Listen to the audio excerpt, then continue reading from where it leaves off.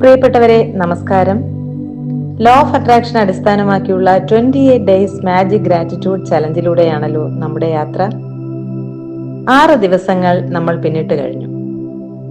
ഓരോ ദിവസവും കൃത്യമായി പ്രാക്ടീസ് ചെയ്യുന്നതിലൂടെ നമ്മുടെ ജീവിതത്തിൽ ഒരു ചിട്ടയായ ജീവിതചര്യ രൂപപ്പെടുന്നതിനും അതിലൂടെ നിരന്തരം പോസിറ്റീവ് എനർജി നമ്മളിലേക്ക് എത്തിക്കുന്നതിനും കഴിയുന്നു എന്നുള്ളതാണ്. ഞാൻ Maya M R., retired head mistress, mind coach and law of attraction trainer. ഇന്നത്തെ പ്രാക്ടീസിലേക്ക് പോകുന്നതിന് മുന്നേ ഈ വീഡിയോ ആദ്യമായി കാണുന്നവർ happiness code law of attraction എന്ന ഈ ചാനൽ ദയവായി സബ്സ്ക്രൈബ് ചെയ്യുക. ഇനി മാജിക് ഗ്രാറ്റിറ്റ്യൂഡ് പ്രാക്ടീസ് 7ാം ദിവസത്തിലേക്ക് ഞാൻ ഏവരെയും ഹൃദ്യമായി സ്വാഗതം ചെയ്യുന്നു. ഇന്നത്തെ practice the magic way out of negativity എന്നതാണ്. അതായത് നിഷേധാത്മകതയിൽ നിന്നുള്ള മായാജാലമായ വഴിയിറക്കം എന്ന് പറയാം. അതായത് നാം ജീവിതത്തിൽ നേരിടുന്ന ചില പ്രശ്നങ്ങൾ, പിരിമുറുക്കങ്ങൾ, നഷ്ടങ്ങൾ എന്നിവ കാരണം നമ്മളിൽ നെഗറ്റീവായ നിരാശ നിറഞ്ഞ ചിന്തകൾ വളരാറുണ്ട്. അത് നമ്മുടെ മുന്നോട്ടുള്ള ജീവിതത്തെ പുരോഗതിയിലേക്ക് നയിക്കാനുള്ള തടസ്സമായി മാറുന്നു. പോസിറ്റീവ് വൈബ്രേഷൻ കുറയ്ക്കുന്നു. അപ്പോൾ ലോ ഓഫ് അട്രാക്ഷൻ പ്രകാരം അതേ രീതിയിലുള്ള അനുഭവങ്ങൾ വീണ്ടും നമ്മളിലേക്ക് ആകർഷിക്കപ്പെട്ടുകൊണ്ടേയിരിക്കും. ഇതിനൊരു പരിഹാരം എന്ന് പറയുന്നത് ഗ്രാറ്റിറ്റ്യൂഡ് തന്നെയാണ്. അതിനാൽ നെഗറ്റിവിറ്റി നമ്മളിൽ നിന്നും നീക്കം ചെയ്യുന്നതിനും കൃതജ്ഞത പരിശീലിക്കാവുന്നതാണ്. നമുക്ക് എന്തെങ്കിലും പ്രശ്നങ്ങൾ, പ്രതിസന്ധികൾ ഒക്കെ ജീവിതത്തിൽ വരുന്നുണ്ടെങ്കിൽ നാം മനസ്സിലാക്കേണ്ടത് നമ്മൾ നന്ദിയുള്ളവരായിരുന്നില്ല എന്നാണ്. നിങ്ങൾ പരാതിയും പരിഭവവും പറഞ്ഞു നടക്കുന്നവരാണോ? എങ്കിൽ ചിന്തിക്കൂ, നിങ്ങൾക്ക് പരാതി പറയാനുള്ള കാര്യങ്ങളാവും കൂടുതൽ ജീവിതത്തിൽ വന്നുകൊണ്ടിരിക്കുന്നത്. നമ്മൾ ഗ്രേറ്റ്ഫുൾ ആകുമ്പോൾ ഒരിക്കലും നെഗറ്റീവ് ആകാൻ കഴിയില്ല.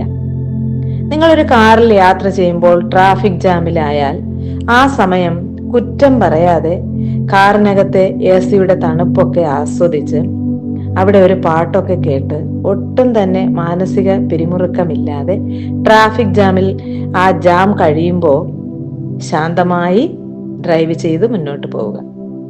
ഓരോ സാഹചര്യങ്ങളിലും നമ്മൾ എങ്ങനെ സമാധാനത്തോടെ ഗ്രാറ്റിറ്റ്യൂഡ് പറയും എന്ന് ചിന്തിക്കുക.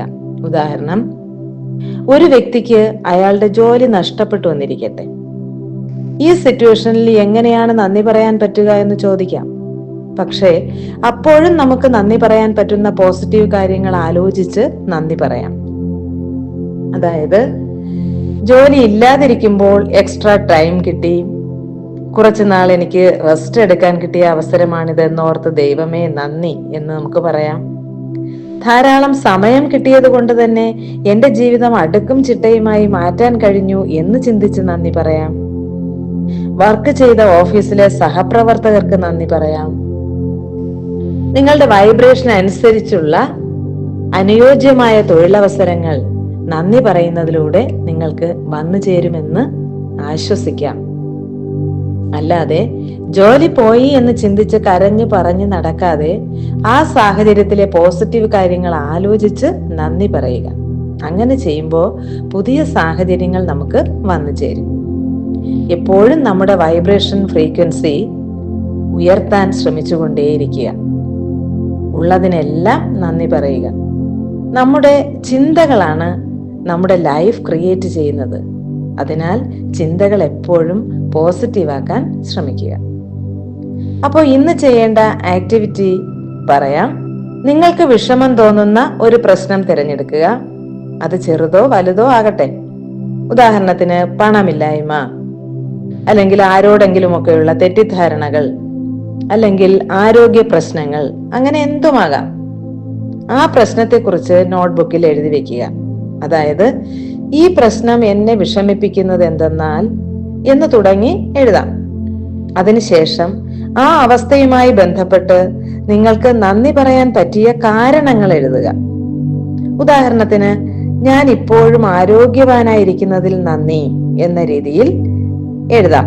ഇങ്ങനെ ഒരു 10 പോസിറ്റീവ് കാരണങ്ങൾ വരെ ആ ഒരു പ്രശ്നത്തിന് പരിഹാരമായി നന്ദി പറയേണ്ടതായി എഴുതുക. ഓരോന്നും എഴുതുമ്പോൾ ഹൃദയത്തിൽ നിന്നും നന്ദി പറയുക. നന്ദി, നന്ദി, നന്ദി.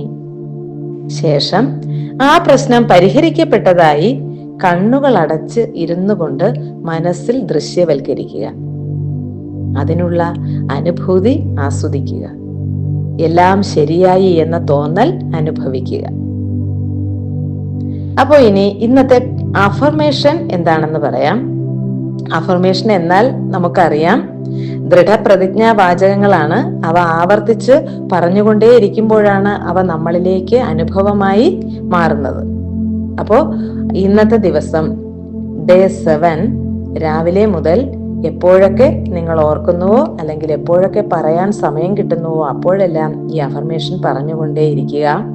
അഫർമേഷൻ ഇതാണ്: എന്റെ ജീവിതത്തിലെ ഓരോ മോശം അവസ്ഥകളും കൃതജ്ഞതയുടെ വെളിച്ചത്തിൽ മാറുന്നു. എല്ലാറ്റിനും പിന്നിൽ ഒരു അനുഗ്രഹം ഉണ്ട്. Thank you universe. ഇന്ന് രാത്രി ഉറങ്ങാൻ പോകുന്നതിന് മുമ്പ് ഈ ദിവസത്തെ ഏറ്റവും നല്ല അനുഭവം ഓർത്തിട്ട് താങ്ക് യു യൂണിവേഴ്സ് എന്ന് പറയുക. ആ അനുഭവം മനോഹരമായി ഓർക്കുക. ആ അനുഭവത്തിന് നന്ദി യൂണിവേഴ്സിനോട് പറയുന്നു. Thank you universe. അപ്പോൾ ഇന്നത്തെ വീഡിയോ ഇഷ്ടമായെങ്കിൽ ദയവായി നന്ദിയോടെ ലൈക്ക്, ഷെയർ ആൻഡ് കമന്റ് ചെയ്യുക. നിങ്ങളുടെ ഓരോരുത്തരുടെയും കമന്റ്സ് എനിക്ക് വളരെ വിലപ്പെട്ടതാണ്, എനിക്ക് പ്രചോദനമാണ്. ചാനൽ സബ്സ്ക്രൈബ് ചെയ്യാത്തവർ ചെയ്യുമല്ലോ. അടുത്ത വീഡിയോയുമായി നമുക്ക് വീണ്ടും കാണാം. Thank you all. Thank you universe.